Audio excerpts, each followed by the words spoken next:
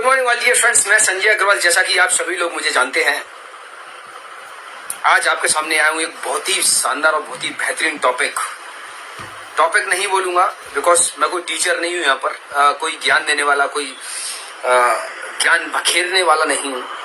Practical knowledge जो कि मैं अपनी लाइफ में सीखता हूँ और ऐसा लगता है कि उसको लेकर के आप अपनी लाइफ में कुछ अच्छा कर पाएंगे, कुछ ग्रो कर पाएंगे, वो देने के लिए मैं आपके सामने वंस अगेन प्रेजेंट हुआ हूँ। आपने एक प्रॉब्लम फेस की होगी, ऑकेजनली देखा होगा कि हम लोग कई लोगों को नेटवर्क मार्केटिंग के बारे में बताते हैं कि भाई इतना खूबसूरत, इतना बढ़िया बिजनेस है, ये वो, फिर भी लोग लगातार रिजेक्ट करते हैं, ज्वाइन नहीं करते हैं, कनेक्ट नहीं होते हमारे साथ। आपने कई सारे लोग को अप्रोच किया होगा, फ्रेंड्स, फैमिली, रिलेशन में, समाज में, यहाँ वहां, बट लगातार रिजेक्शन। तो क्या आपने फाइंड किया इसके पीछे रीजन क्या है कि लोग लगातार रिजेक्ट क्यों करते हैं? लगातार हम अपने घर में बोलते हैं, समाज में बोलते हैं, अरे साला बेचने का काम मैं नहीं कर पाऊंगा, अरे साला ये कोई 2-5-10 हजार में कोई बिजनेस होता है क्या, अरे साला यहाँ घर सामान लेकर के जाना, इसको देना उसको देना, मैं ये करूंगा क्या?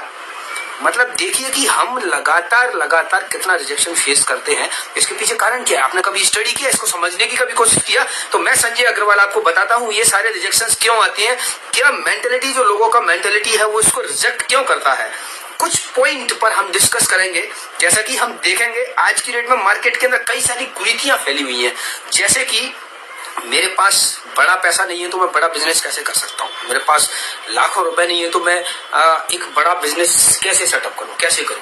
कुरीति नंबर 1, लोग बाग परेशान है सोच करके कि चूंकि मेरे पास पैसा नहीं है तो मैं बड़ा बिजनेस कर ही नहीं सकता। अब उनको आकर के कौन बताए कि बिगर पैसे के और कुछ हजार रुपए से भी एक बड़ा बिजनेस नहीं, बहुत ही बड़ा बिजनेस डेवलप किया जा सकता है। अब सबसे बड़ी परेशानी, अब आप आकर के उनको बताएंगे तो वो लगातार आपको रिजेक्ट करेंगे, क्योंकि देखिए आप लोग जानते हैं 2 माइंड हमारे पास है, subconscious mind and conscious mind. Subconscious mind में यदि किसी ने, अब आपने अपनी बात को यदि बिठा दिया तो मान लीजिए आपका काम हो गया, बट वो बात बैठेगी कब? जब ये आगे का कॉन्शियस माइंड उसको बात को सबकॉन्शियस तक जाने देगा तब ना। बट ये कॉन्शियस माइंड शुरुआत में ही रिजेक्ट कर देता है कि नहीं, ऐसा पॉसिबल नहीं है। मतलब आप देखेंगे कि लोग सुनने और समझने को तैयार ही नहीं है। लोग अपने एटीट्यूड में, अपने घमंड में ही उनको लगता है कि जो मैं कर रहा हूं वही सबसे बढ़िया है इस धरती के अंदर। लोग अपनी पोजीशन को चेंज करने के लिए तैयार नहीं है। लोग अपनी गद्दी पर ही बैठ करके बिजनेस करना चाहते हैं, वो तैयार नहीं है कि बिजनेस शिफ्ट हो रहा है, बिजनेस अपग्रेड हो रहा है, प्रकृति बदल रही है, बिजनेस करने के तौर तरीके बदल रहे हैं, तो उस पैटर्न को, उस तरीके को वो एक्सेप्ट करने के लिए तैयार ही नहीं है। अब जो कुछ तैयार भी हो जाते हैं, कुछ आगे भी बढ़ जाते हैं, तो कुछ ही महीनों में वो फेल हो जाते हैं। क्यों? कारण क्या है इसके पीछे, क्यों फेल हो जाते हैं? आप देखेंगे वो लर्निंग लेने के लिए तैयार ही नहीं है। देखिए मैं आपसे एक सिंपल सा क्वेश्चन पूछता हूँ कि हमारे शरीर के अंदर सबसे महत्वपूर्ण चीज, सबसे बेशकीमती चीज कौन सी है? नाखून से लेकर के सर के बाल तक आप यदि स्टडी करेंगे तो आप देखेंगे सबसे पहले नंबर 1 पर निकल के आएगा हमारा दिमाग। ये जो दिमाग, इसकी मैं यदि कीमत अरबों में लगा दूं तो भी शायद कम होगी, ठीक है। लेकिन हम देखेंगे कि specially if I talk about rural areas में यदि हम चले जाएं तो आप देखेंगे इसका इस्तेमाल हम करते हैं किसमें? किसी की टांग खींचने में, किसी को गिराने में, किसी की बुराइयां करने में, किसी की गंदी बातों को सामने लेकर के आने में, ना कि हम इसका इस्तेमाल सृजन करने में करते हैं। यदि हम इसका इस्तेमाल सृजन करने में करेंगे तो ऑटोमेटिकली विकास होगा, डेवलपमेंट होगा। तो कुछ एक पॉइंट इसके अलावा मैं आपको और बताना चाहूंगा, जैसे कि मैंने नोट किया हुआ है, लर्निंग एटीट्यूड। लोगों का लर्निंग एटीट्यूड 0 है, लोग बात सीखना नहीं चाहते हैं। इसके अलावा देखिए लिसनिंग कैपेसिटी, सुनने की ताकत उनकी, एटलीस्ट आप किसी बात को बैठ करके सुनिए और समझिए तो शायद सुनने समझने से कुछ उसमें अच्छा निकल के आए। लोग बात सुनने को भी तैयार नहीं है। आप फोन करेंगे, लोग बात रिजेक्ट करते हैं, फोन रिसीव नहीं कर रहे हैं, साला आ गया पकाने के लिए, फिर परेशान करने के लिए। आप घर पर जाकर के उसको अच्छा बताएंगे कि भाई देखिए हमारे पास इतने बढ़िया प्रोडक्ट, इस एक छोटा सा इन्वेस्टमेंट डाल के आप पूरे देश भर में भी काम कर सकते हैं, तो वो आपको नॉर्मल सेल्समैन समझ करके आपको रिजेक्ट करेंगे। अब एक और सबसे महत्वपूर्ण बात मैं आपको बताऊं, रिजेक्शन। इस रिजेक्शन का सबसे बड़ा कारण क्या है? जैसे कि आपने अभी एक गाना सुना होगा, बेबी को बेस पसंद है, उसी तरह लोगों को झामा पसंद है। लोग चाहते हैं कि कोई मुझे आए और कोट पैंट टाई सूट लगा करके और बड़ा भारी वीडियो एनिमेशन करके और ये वो झामा करके और मैं उसकी साइड खिंच के चला जाऊंगा। आप देखिए बड़े बड़े एक्सपर्ट को आप देखेंगे तो आपको मिलेगा कि कोट पैंट टाई सूट और बड़े भारी सज धज के और आते हैं और अरे ये वो किया नेटवर्क मार्केटिंग और ये वो झामा ऐसे ऐसे किया और लोग खिंचते हुए उनकी साइड चले जाते हैं। और वहीं यदि कोई सिंपल तरीके से सादा तरीके से बैठ करके नॉर्मल सी टी शर्ट में और एक सिंपल सा कोई व्यक्ति ईमानदारी से आपको समझाए तो हम समझने को तैयार नहीं है। फिर आपको कोई व्यक्ति घर पर आकर के समझाए तो हम समझने को तैयार नहीं है। यही बहुत बड़ा कारण है हमारी गुलामी का। आप देखेंगे हम लोग सूट से शुरू से ही अट्रैक्टेड रहे हैं, हम लोग झामे से शुरू से ही अट्रैक्टेड रहे हैं। इसीलिए गाना बना हुआ है बेबी को बेस पसंद है। चूंकि बेबी को बेस पसंद है तो आप देखिए ना हम लोगों को भी तो झामा पसंद है। तो इस झामा से देखिए आपके रिजल्ट निकल करके बाहर आ रहा है। आप देखिए जो बड़े बड़े एक्सपर्ट हैं वो खींच ले जा रहे हैं। एक देखिए एक साइड एक बंदा ईमानदारी से घर घर जाकर के समझाता है, अपनी बातों को अपनी फीलिंग्स को रखता है और ईमानदारी से सपोर्ट भी करता है, तो हम उसके साथ काम करने को तैयार नहीं होते हैं। यदि हमारे समाज में यदि हमारे रिश्ते में रिलेशन में कोई व्यक्ति ईमानदारी से आकर के हमको किसी चीज की नॉलेज देता है, हमको कुछ सिखाने की कोशिश करता है, हमको सहयोग करने की कोशिश करता है, तो हम उसको सुनने को तैयार नहीं है। क्योंकि जैसे ही वो घर पर आकर के बैठा हम उसकी वैल्यू जीरो मान लेते हैं कि भाई ये तो कुछ नहीं है, तो नेग्लिजिबल है, कुछ नहीं है। तो मैं जानता हूं तो मेरे सामने चड्डी पहन के घुमा हुआ है।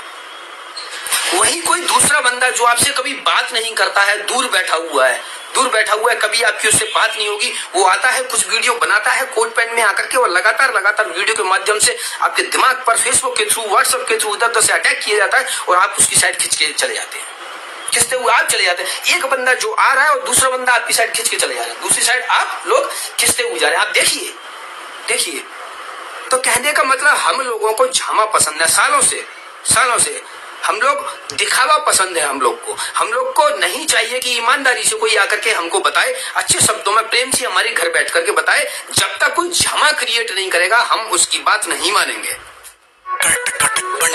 घर बैठ करके लाख बार प्रयास करे, अथक परिश्रम करे कि मैं अपनी ताकत लगा दूंगा, अपना जीवन दांव पर लगा दूंगा, लेकिन मैं आपको अपने साथ में लेकर के चलूंगा और लगातार आपकी प्रगति में आपका सहयोग करूंगा, लेकिन हम उसकी बात सुनने के लिए तैयार नहीं है। झामा पसंद है सर लोगों को, दिखावा पसंद है सर लोगों को। आप देखिए इसके अलावा और भी पॉइंट आते हैं। दूरदर्शिता, लोगों की सोच संकुचित हो चुकी है, वो तैयार नहीं है। उन्होंने सोच लिया कि ये जो मेरे पास में ये दुकान या कुछ भी मेरे पास रखा हुआ है यही समंदर है।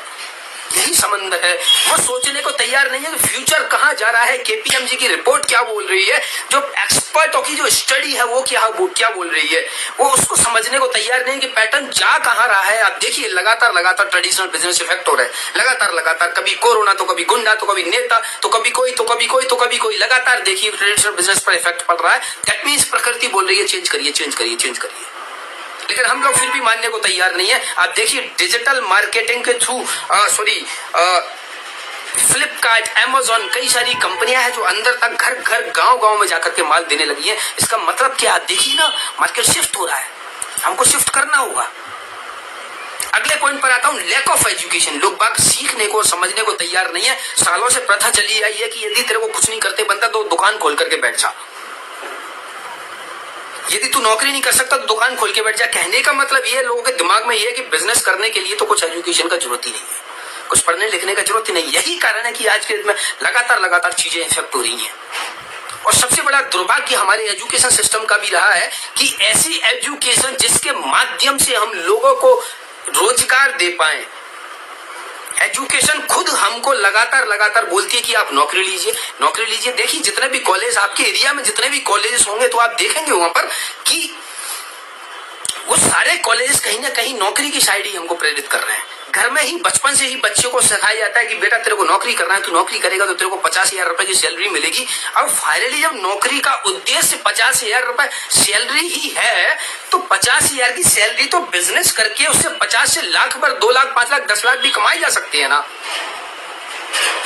लैक ऑफ एजुकेशन, कोई सिस्टम हमारे इधर ऐसा नहीं है कि हम किसी को 10,000 15,000 रुपए लगा करके भी आप अरबों का बिजनेस खड़ा कर सकते हैं। ऐसा कोई एजुकेशन सिस्टम नहीं है वो आकर के हमारे यंग एंटरप्रेन्योर को ये सिखाए कि आज की डेट में बिजनेस करने के लिए करोड़ों का लाखों का इन्वेस्टमेंट डालने की जरूरत है। यदि आपके अंदर कैपेबिलिटीज हैं, लोगों की कैपेबिलिटीज को लगातार दबाया जा रहा है। आप देखिए किस कॉलेज में, किस इंस्टीट्यूट में सिखाया जाता है आज की डेट में कि आपके अंदर सहनशीलता होनी चाहिए, आपके अंदर गंभीरता होनी चाहिए, आपके अंदर पेशेंस होना चाहिए, आपके अंदर कॉन्फिडेंस आएगा बट काम करने से आता है, ना कि लगातार किताबों के रटने से। हम थ्योरेटिकल नॉलेज में शिफ्ट होते जा रहे हैं, लगातार प्रैक्टिकल नॉलेज से करते जा रहे हैं। यदि आप देखेंगे जो बड़े बड़े कॉलेजेस हैं, Oxford, Harvard, physical education theoretical education कुछ ही पार्ट रहता है, बट प्रैक्टिकल एजुकेशन का एक बड़ा पार्ट रहता है। 25% theoretical part, but practical education 75% रहती है।